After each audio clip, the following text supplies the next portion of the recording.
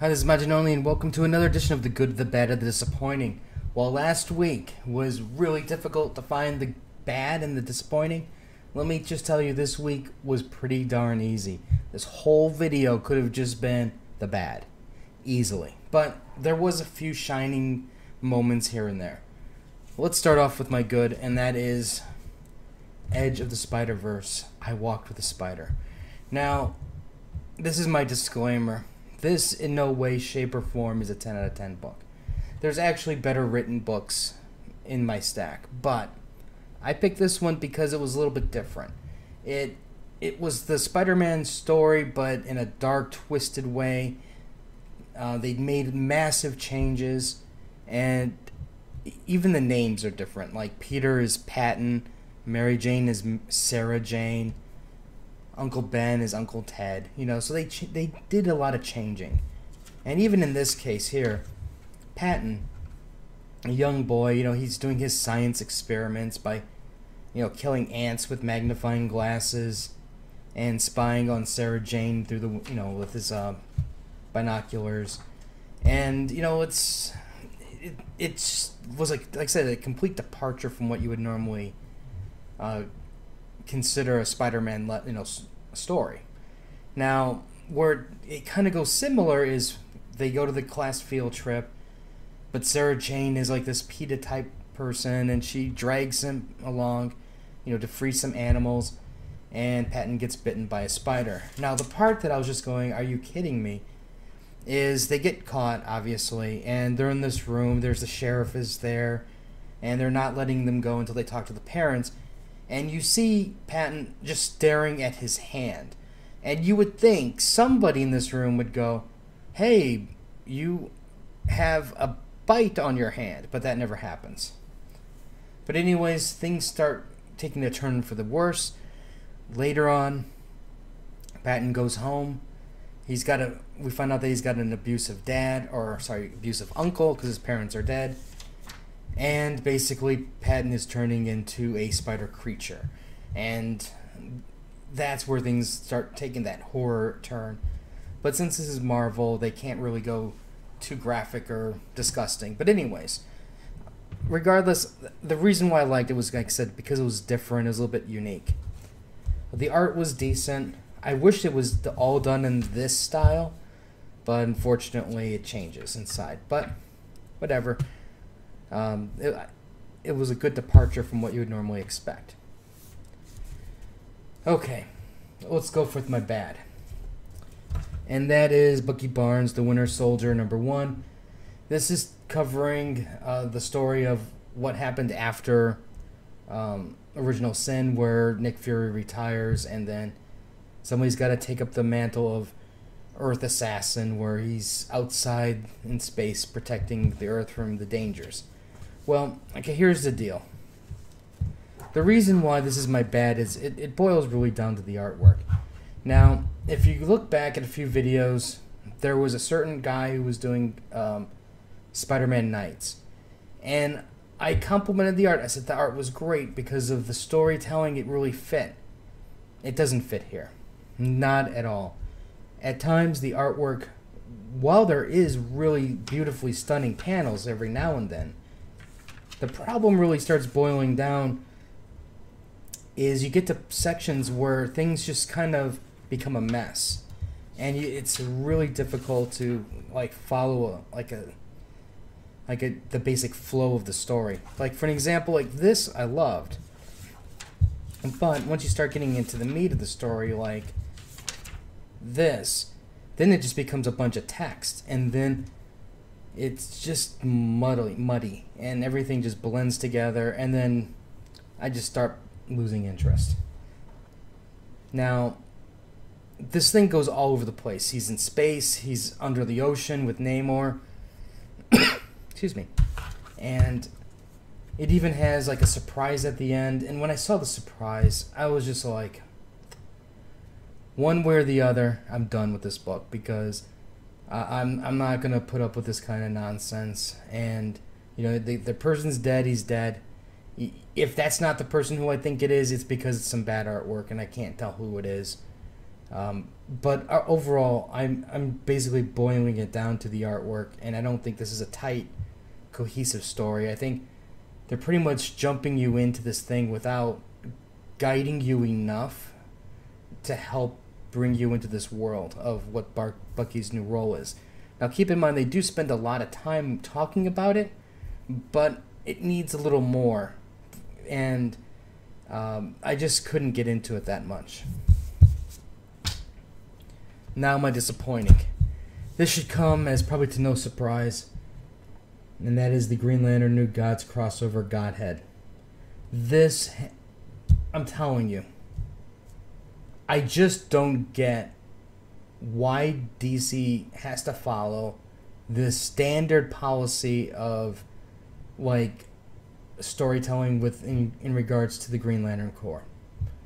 Every single time you have this great, powerful supervillain appear, it hits all the different colors, and the colors have to band together, and then to fight off the evil.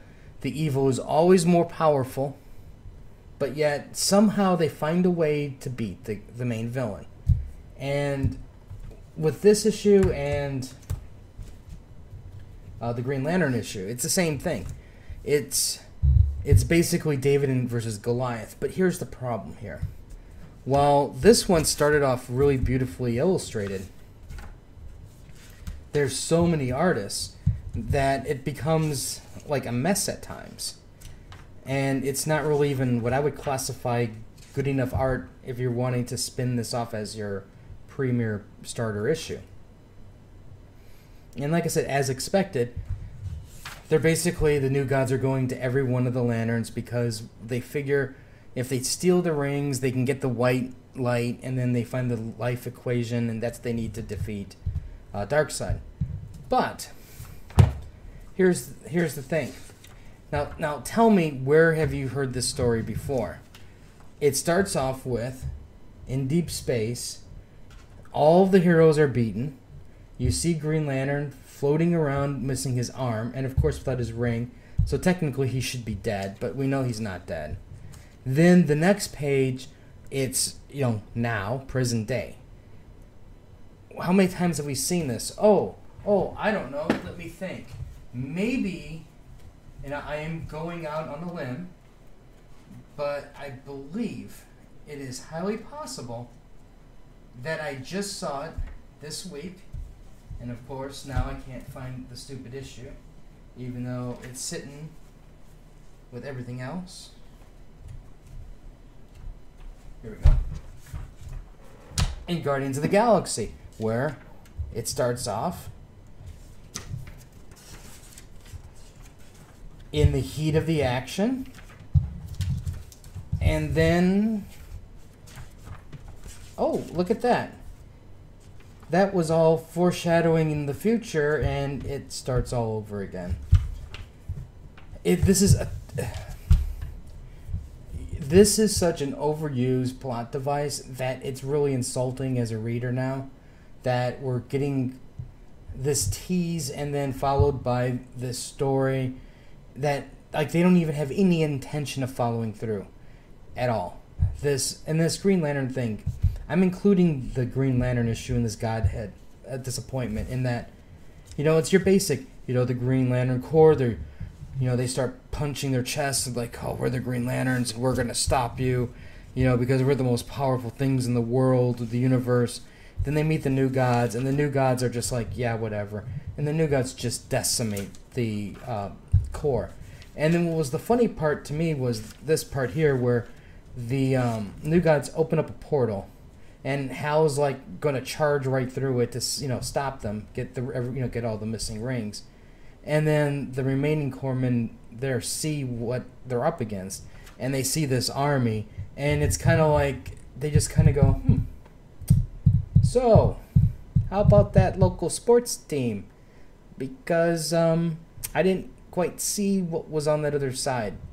And then they go, of course, where do they go? They go straight to the Sinestro Corps. Which, again, where have we seen that before? Every single time. It's the same story. This is a joke. I mean, I don't care what they're planning on doing.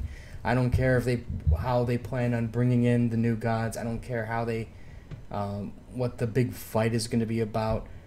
We already know we already know what's going to happen. Eventually, the Green Lanterns and all the other lanterns are going to join forces with the new gods, most likely, to defeat the great evil.